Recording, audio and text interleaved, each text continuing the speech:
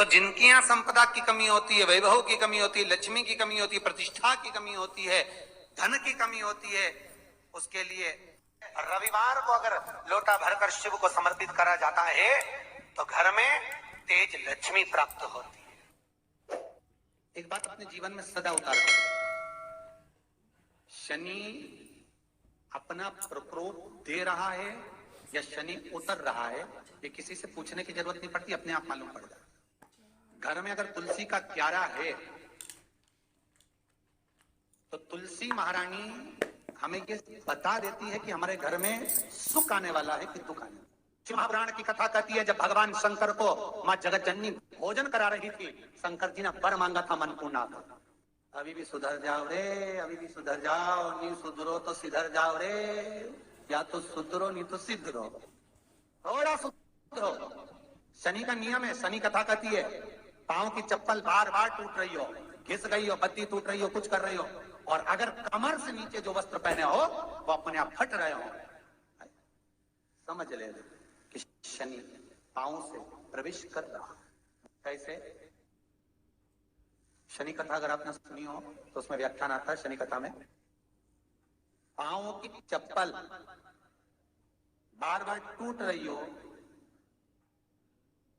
कमर से नीचे जो वस्त्र पहने हो वो फट रहे हो, कहीं पजामा है, धोती है, आदि वस्त्र हैं, कपड़े हैं, वो अपने आप फट, आज के जमाने में तो फटे फटाए पहनते हैं लोग, फैशन, उसकी गारंटी नहीं है, उसका हम वर्णन नहीं कर रहा। हम जब पहनते हम समझ जाते हैं इसको शनि तो ऑलरेडी लगा ही हुआ। जब उनका घुटना घुटनी सब फटा हुआ दिखता है तो उसमें लग जाता है कि शनि पहले से लग गया बापड़ा, उनके पहने से तो मालूम पड़े, मतलब अपनी प्रखरता शनि दिखा रहा। किसी मंदिर में गए महाराज और वहां जाने पर चप्पल चली गई तो समझ लेना शनि की कुदृष्टि अब पड़ना बंद होना चालू हो गया। कितना सुंदर कहा है महाराज, जूता चप्पल, आज के जमाने में तो फैशन हो गई साहब, घर की चप्पल अलग होती है, बाहर की चप्पल होती है, लोग घर में चप्पल किचन तक में पहन के जाते हैं। अरे पानी ले जाओ सीओर से, रसोई घर में लोग चप्पल पहन कर जाते हैं, जहां भगवान का प्रसाद बन रहा है, जहां अन्नपूर्णा निवास कर रही है, और पूछो तो किचन की चप्पल है तो माथे पे रख लो। तो अपनी माँ को जरूर देखना है एक बार, वो बूढ़ी माँ कितनी बार किचन में चप्पल पहन कर गई, मुझे जरूर फोन कर बताना। बूढ़ी माँ रसोई घर में आज भी बिना चप्पल के जाती है, और बहुओं की कहीं एड़ी नहीं फट जाए, ठंड नहीं बैठ जाए, इसलिए ये रसोई घर तक में चप्पल पहन कर जाती है। सूर्य नारायण की कथा पढ़ना, शनि महाराज की कथा पढ़ना, और गरुड़ पुराण की कथा पढ़ना, जिन जिन कथाओं का हम व्याख्यान कर रहे हैं उसको पढ़ना जरूर हो। क्या लिखा है, घर के अंदर जब चप्पल जाती है, रोग, बीमारी, कष्ट, तकलीफ चालू हो जाती है। तुमने चप्पल क्यों पहनी? ठंड नहीं बैठ जाए, रोग नहीं बैठ जाए, घर के अंदर उतना बढ़ गया। एक कालीन बिछा दो, एक दरी बिछा दो, मोटा आसन बिछा दो, जिस पर तुम चल लो। जरूरी है, कई कई लोगों को हमने ये भी देखा कि कालीन पर भी चप्पल पहन के चलते, और ब्राह्मणों को भोजन परोस रहा है, गुरुजन को भोजन परोस रहा है, ठाकुर जी की थाली बना रहा है, ठाकुर जी का थाल लगा रहा है, तो भी चप्पल है पांव। तेरा क्या होगा रे कालिया, क्या होगा?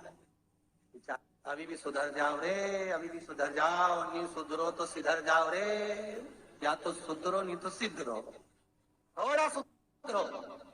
रसोई घर में अन्नपूर्णा रहती है, रसोई घर में शिव महापुराण की कथा कहती है, जब भगवान शंकर को मां जगत जननी भोजन करा रही थी, शंकर जी ने वर मांगा था मनपूर्णा का, हे अन्नपूर्णे तुम मेरे घर के बच्चों का भरण पोषण कर रही है, इस मृत्यु लोक में जितने मनुष्य जन्म लेते हैं ये मेरे पुत्र कहलाते हैं। तो अन्नपूर्णा ने कहा, चिंता मत करना भोलेनाथ, जिस जगह पर एक स्त्री, बेटी, कन्या या घर की बहू या बूढ़ी माँ भोजन बनाएगी, उस जगह पर मैं अन्नपूर्णा उसके शरीर में प्रवेश करूंगी। रसोई घर नहीं होगा, वो मेरा और तुम्हारा मंदिर कहलाएगा। अब मंदिर में चप्पल पहनकर भोजन का निर्माण करना ये श्रेष्ठता है। एक आसन पटक लो आप रसोई घर के अंदर, जिस आसन पे खड़े होकर आप भोजन बना लो, मोटा आसन रख लो, चप्पल की जरूरत ही नहीं। श्रीमद् भागवत कथा कर रही है, तुलसी का मात्र तो शनि अपनी दृष्टि बता देता है। शास्त्र कहता है जब घर के अंदर प्रवेश करने के, जब आप घर में प्रवेश करें तो कोने में चप्पल को उतार दें। बाहर जगह नहीं है तो घर के अंदर प्रवेश कर कर लेफ्ट में चप्पल को उतार दें, और 7 या 3 कदम के अंदर चप्पल उतर जाना चाहिए घर के अंदर। और उसके बाद अगर चप्पल अंदर प्रवेश कर रही है तो राहु केतु शनि के साथ प्रवेश करते हैं, जिसके घर में बीमारी कभी पीछा नहीं छोड़ती। शनि कथा, सूर्य की कथा का स्मरण करिए, आपको मालूम है, पहचान हो जाता है। महाराज तुलसी बता देती है कि आपके घर की दशा क्या है। बार बार जल डालने के बाद भी तुलसी सूख रही है, बार बार आप पूजन कर रहे हैं, पाठ कर रहे हैं, तो भी तुलसी के दल सूख रहे हैं। तुलसी बता देगी कि तुम्हारे घर में तकलीफ आने वाली है, कष्ट आने वाला है, सूख रही है। किसी ने जरूर कुछ ना कुछ ऐसा है कि इसमें घर में तकलीफ आएगी, तुमने लगाया फिर सूखी, फिर लगाया फिर। तुलसा महारानी बता देती है कि कष्ट है। और जिस गमले की तुलसा घेर घमोर हो, फलित हो, आनंद में हो, तो उस घर में फिर दुख नहीं आता, समृद्धि खुद बढ़ती चली। जिन शंकर भगवान को आप जल चढ़ाते हो, जिन ठाकुर जी से आप लाड लड़ाते हो, जिन भगवान कृष्ण का आप स्मरण करते हो, राधा रानी का आप नाम जाप करते हो, जिस परमात्मा का आप भजन कर रहे हो, कीर्तन कर रहे हो, नाम जाप कर रहे हो, नाम स्मरण कर रहे हो, उससे तुम्हारा एक संबंध होना चाहिए, एक रिश्तेदारी होना चाहिए। और उससे जब तुम्हारा कोई संबंध रहेगा, उससे जब तुम्हारी कोई रिश्तेदारी रहेगी, तो उस रिश्तेदारी में जैसे ही आपके प्राण छूटे, और छूटते से ही आप जब गए, जाते ही आप कहोगे कि कृष्ण से मेरा ये संबंध है, वो मेरा पुत्र, वो मेरा भाई, वो मेरा बेटा, वो मेरा सगा, वो मेरा रिश्तेदार, वो मेरा कुटुंबी, वो मेरा पुत्र। श्री शिवाय नमस्तुभ्यम, सब बोलिए एक बार जमकर, श्री शिवाय नमस्तुभ्यम। प्रैक्टिकल जरूर करना।